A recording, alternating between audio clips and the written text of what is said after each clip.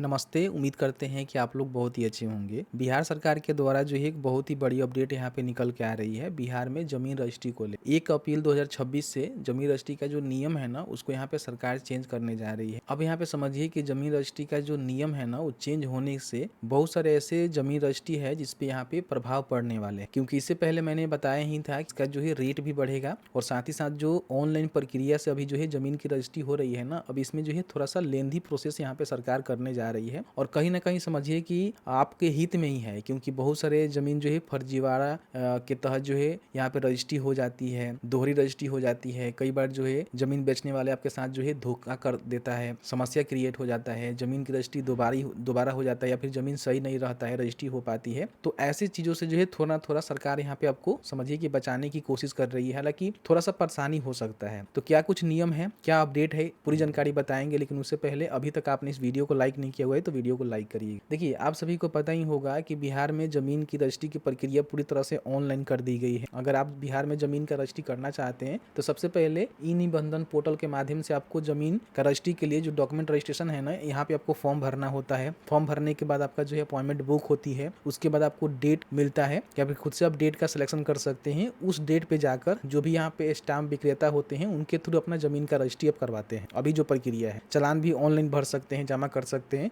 आपको जो है बार बार कार्यालय में जाने की आवश्यकता नहीं है। एक बार जो आप सारी चीजों को रेडी कर लीजिए, फॉर्म को भर लीजिए और जो आपको अपॉइंटमेंट मिलेगा उस डेट पे जाकर अपना जमीन की रजिस्ट्री करवा लीजिए। लेकिन अभी जो सरकार यहाँ पे नियम लेकर आ रही है, इसमें कह रही है कि रजिस्ट्री से 10 दिन पहले जो भी रैयती भूमि है ना उसकी मालिकाना हक की जानकारी आपको मिलेगी। अब इससे फायदे क्या होंगे कि जैसे कि मान लीजिए कोई भी आप जमीन खरीद रहे हैं, उसकी डिटेल जैसे ही इस पोर्टल पे आप डालेंगे तो आपकी जो डिटेल्स है ना, आपके जो भी अंचल अधिकारी हैं, राजस्व कर्मचारी हैं, उनके पास चला जाएगा। ये लोग जो है जांच उसको करेंगे, देखेंगे कि जो जमीन आपने रजिस्ट्री के लिए आवेदन किया हुआ है उस पे किसी प्रकार की कोई समस्या तो नहीं है, तो उसको जांच की जाएगी। जांच करने के बाद इसी पोर्टल पे वहां से सूचना आपको मिल जाएगी कि हाँ जमीन सही है या फिर गलत, जिसके माध्यम से क्या होगा कि आपको क्लियर हो पाएगा कि हाँ जमीन लेने वाला है कि नहीं। देखिए, बताया गया है कि 1 अप्रैल से जमीन की रजिस्ट्री से पहले आवेदकों को उस जमीन के मालिकाना हक की जानकारी मिलने लगेगी। इसको लेकर मद्य निषेध उत्पाद एवं निबंधन विभाग और राजस्व एवं भूमि सुधार विभाग संयुक्त रूप से तैयारी में जुटा हुआ है। सभी डीएम को भेजे गए निबंधन विभाग के पत्र के मुताबिक आवेदक रजिस्ट्री के समय ही इससे संबंधित विकल्प चुनेंगे। रजिस्ट्री डिटेल्स भरने के बाद विकल्प का चयन करते ही जो भी आपके सीओ हैं, अंचल अधिकारी हैं और राजस्व पदाधिकारी हैं, इनकी सूचना उनको भेज दी जाएगी। उनके पास 10 दिन के अंदर यह जानकारी आवेदक को उपलब्ध करवाना होगा कि जमीन सही है या फिर गलत है। अब इससे क्या होगा कि मान लीजिए जब भी आप जमीन की रजिस्ट्री करवाने जाते थे तो सबसे पहले कर्मचारी के पास जाकर आप पूछते थे कि जमीन सही है या फिर गलत है, तो कर्मचारी आपको बताते थे कि हाँ सही है, तो आप लोग जमीन जाकर रजिस्ट्री करवाते थे। लेकिन कई बार जो है इसमें कुछ गलती हो जाती थी तो फिर आगे चल के प्रॉब्लम होता था। लेकिन अभी क्या है कि जैसे ही निबंधन पे आप यहाँ पे फॉर्म को भरेंगे, बताया गया कि देखिए आवेदक क्रेता विक्रेता ई निबंधन पोर्टल पे अपना अकाउंट बनाकर लॉग इन करेंगे। आप सभी को पता ही है कि यहाँ पे आपको अकाउंट क्रिएट करनी होती है और उसके बाद यहाँ पे आप लॉग इन करते हैं। ठीक है, लॉग इन करने के बाद पोर्टल पे जमीन रजिस्ट्री के लिए उपलब्ध भूमि से संबंधित यह जानकारी आपको देनी हुई। जैसे मान लीजिए कि